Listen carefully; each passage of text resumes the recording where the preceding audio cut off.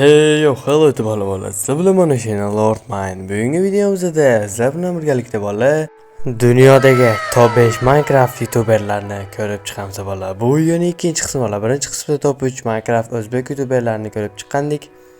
Endi esa dunyo bo'yicha top 5 Minecraft eng zo'r youtuberlarini ko'rib chiqamiz bola. Qani bo'lmasa videoga olg'a. Albatta videoni boshlashimizdan oldin videoga like bosing va kanalimizga obuna bo'lib bola va esdan chiqmasin bola. Va kommentariyaga o'z fikringizni yozib qoldiring. Sizningcha dunyodagi eng zo'r Minecraft youtuber kim? Va bola, bizning 5-o'rnimizda o'sha sizlar hech qachon ko'rmagan va tanimaydigan Vem bu bola. Da bola, sizlar bu youtuberni hali ko'rmagansizlar. Yoki ko'rganlar ham bordir, lekin o'zbekistonliklardan ko'pi bu youtuberni ko'rmagan. Nimaga men bu youtuberni 5-o'rnga qo'ydim? Chunki bu youtuber 5-o'rnga qo'yishga arziydi bola, balki undan ham ortig'iga arzir. Bu bratning YouTube'da 4 millionga yaqin obunachisi bor. Va bu brat aytishlaricha Maze'da bola dunyo bo'yicha 1-o'rinda turadi. Ya'ni Maze'da PvP qilish bo'yicha bola dunyo bo'yicha 1-o'ringa chiqib qolgan ekan brat. Men buni yaqinda bildim, chunki o'zi Maze ham bola yaqinda qo'shilgan, o'zingizlar bilasizlar. Va bola, hozir bu brat video editlaridan qo'yib beraman, o'zingizlar ko'rib baho bera olasizlar brat qanaqaligiga. You should know by now that I'm not most players. No, today's Thursday, bro. Dear players of the unstable SMP. Meet the tag!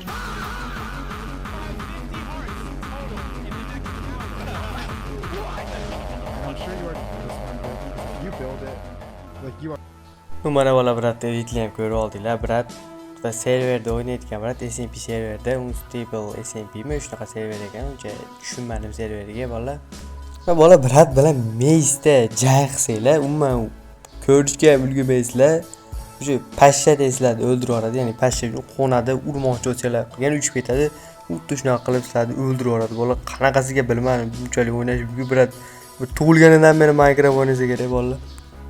Va bu bratni eng kuchli quroli bu Maze emas bola, eng kuchli quroli bu Orbital Strike Cannon bola. Sizlar bundan so'ng hali hayotingizda eshitib ko'rmagansizlar. Garchi uni ko'rinishi qanaqadir shunaqa.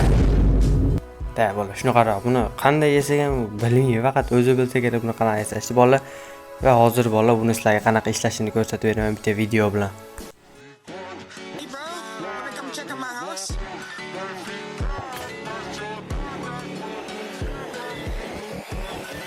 Yo, what the hell? This is an orbital strike cannon.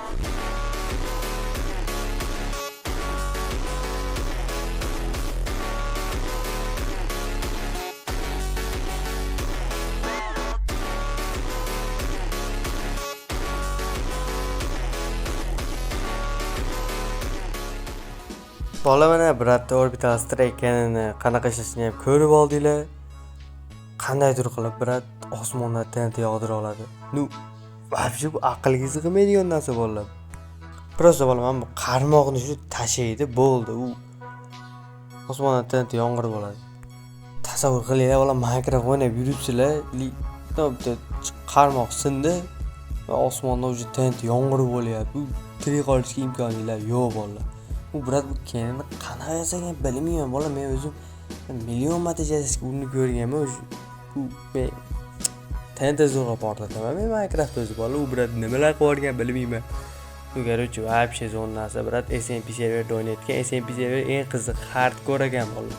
Bir marta o'ynasanglar, bu o'lsanglar serverdan ban qilib yuborar ekan, sizlar chiqarib yuborar ekan bola. U brat serverda tug'ilgandan beri o'lmagan, chunki bratda Maze bor, Orbital Strike Cannon eng kuchli qurol Minecraft tarixidagi. Bola, вообще. Mayli bola, bo'lmasa biz 4-o'rnimizga o'tamiz. 5-o'rin mana Vembu bo'ldi. Vembu haqida to'liq ma'lumotni bersam bola, bu video 1,5 soatdan bo'lib ketishi mumkin. Shuning uchun endi u yog'ini o'zingizlar YouTubedan qidirib topib ko'rishingiz mumkin. Bo'lmasa biz bola 4-o'ringa o'tamiz. Qani bo'lmasam ketdik. Bizani 4-o'rinimizda o'sha sizlar tanigan Grox bo'ladi. Chunki Grox'da bizlar o'zbeklardan ko'p tanisa ham kerak bola. Hozir Grox'da tanimaydiganlarga bitta video qo'yib beraman.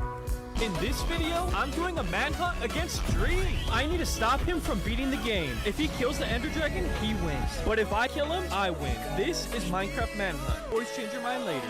I bet, Dream. Ready when you are. Right, Grox, as soon as I move, you're gone. Hey, yo, chill. Hey, come back. Bye, Grox!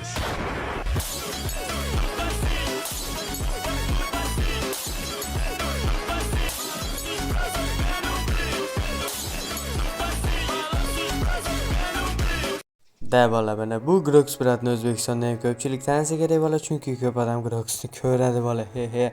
Va bu Bratni YouTube'da bola 6.900.000 obunachisi bor. Da. To'g'ri, g'alati, lekin Brat pashti 7 million obunachisi bor. Bu Bratni hamma biladi. Brat haqida ma'lumot berib o'tirishim shart emas bolalar, o'zingizlar YouTube'dan ko'ra olasizlar, o'zi bilsanglar ham kerak.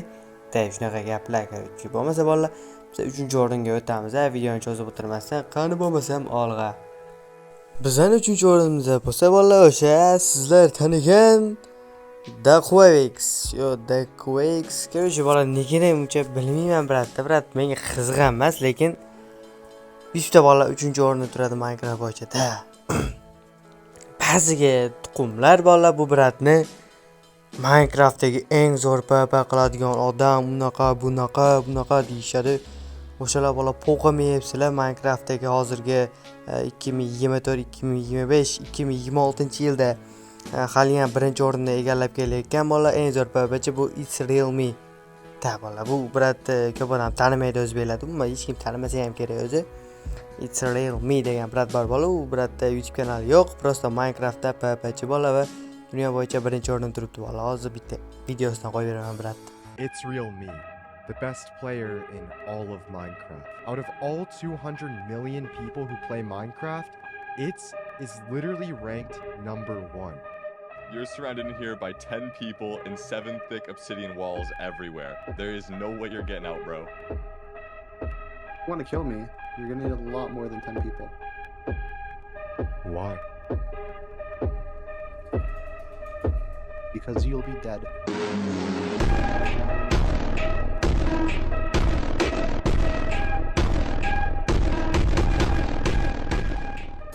To da bola, mana It's Real Me. Bu brat birinchi o'rinda turibdi hozirgi 2026-yilda. 2024dan beri birinchi o'rinda turibdi Minecraft PvP qilish bo'yicha. Hozir bizga bu brat qiziq emas bola. Biz hozir 3-o'rinda turgan Daquax haqida gaplashamiz. Da bola, u bratni bola YouTube'da 13.700.000 obunachisi bor, ya'ni pashti 14 million. Shuning uchun bola biz buni 3-o'ringa qo'yishga qaror qildik. Minecraft ham o'zi yaxshi o'ynaydi, ili obunachisi ham ko'p bola. Bu brat haqida ma'lumot berib o'tirishim shart emas, chunki bu bratning ma'lumoti ham YouTube'da prosta anaqa bilan hype bilan ko'tarilib olgan, Dreamdan o'tib, Technoblade shularga osilib, hype qilib ko'tarilib olgan bola. Shuning uchun bu brat haqida aytib berishim shart emas. Bo'lmasa biz bolalar Minecraft tarixidagi eng zo'r 2-o'ringa o'tamiz. Qani go. Va bizda bola 2-o'rinda o'sha sizlar tanigan va taniqli Minecraft'dir va 2022-yil, 2020-yil Prime davrida eng kuchli PvPchi bo'lgan Dream bola. Dream sila bola. Chunki Dream eng zo'r PvPchilardan biri bo'lgan, biri emas, birinchi o'rinda turgan o'zi. Ikkinchi o'ringa qo'yishga arziydi bola-da, birinchi o'ringa qo'yishga ham arzirdi, lekin birinchi o'rinda undan ham yaxshirog'i bor. Shuning uchun kanalga obuna bo'ling va videoga like bosib qo'yish va esdan chiqmasin bola. Va hozirda Dreamning YouTube kanalida 34.400.000 obunachi bor. Ya'ni Minecraft tarixidagi eng ko'p obunachi qilgan YouTuber. Shuning uchun bratni 2-o'ringa qo'ydik bolalar. Bu brat haqida ham uncha ma'lumot yo'q YouTube'da, eng zo'r PvPchi va eng ko'p obunachi qilgan Minecraft YouTuber. Endi esa bolalar birinchi o'ringa ham o'tsa bo'ladi. Albatta, u birinchi o'ringa o'tishimizdan oldin videoga like bosing va kanalimizga obuna qo'ying. Albatta kommentariyaga o'z fikringizni yozib qoldirish esdan chiqmasin bola. Sizningcha dunyodagi eng zo'r Minecraft YouTuber kim? Va bizning birinchi o'rnimizda o'sha hamma tanigan bola Technoblade. Hozirda Technoblade'ning YouTube kanali bola 22.300.000 obunachi bor. Va yaqindagina uni kanaliga yana videolar qo'yishyapti, chunki uni kanalni o'zi emas, bolalar uni do'stlari yoki dadasi yurtda boryapti. U brat haqida uncha ko'p ma'lumot yo'q bolalar va u brat Minecraft tarixidagi eng kuchli PvP'chi deb atalganda. Chunki u biratdan zo'r o'ynaydigan Minecraftda yo'q bu dunyoda. Yo'q edi, hozir ko'pchilik chiqib ketdi agar Technoblade hozirgacha tirik bo'lganda bolalar u ham вообще hali ham birinchi o'rinda turgan bo'lardi. Hozir mayli bola 2022-yil bola kasal bo'lib o'lib qolgan, saratonmi shunaqa kasallikda bola shunga o'lgan bola. Shuning uchun bola videoga like bosinglar va kanalimizga obuna bo'lib qo'yish esdan chiqmasin.